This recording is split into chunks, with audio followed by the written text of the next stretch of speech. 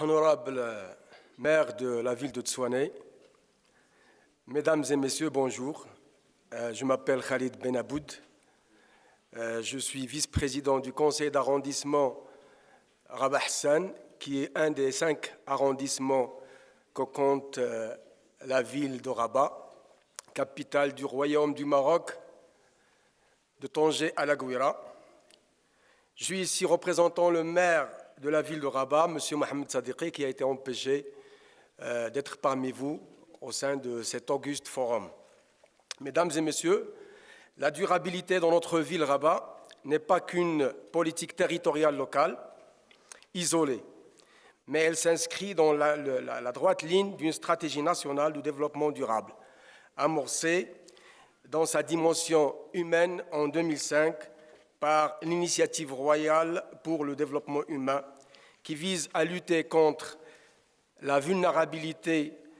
la pauvreté et l'exclusion des couches sociales les plus démunies. Dans sa dimension énergétique, la durabilité de notre capitale s'appuie également sur les orientations et stratégies nationales en la matière, lesquelles stratégies visent à réduire de 48% notre dépendance des énergies fossiles à l'horizon de 2030, ce par la mise en œuvre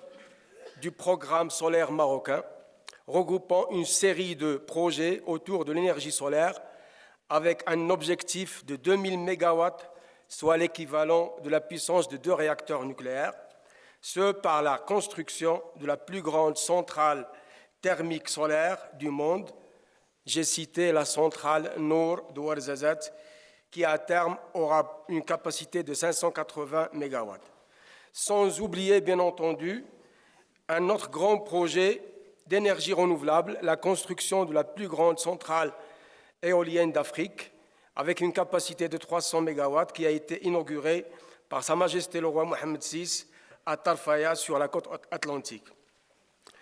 Mesdames et messieurs,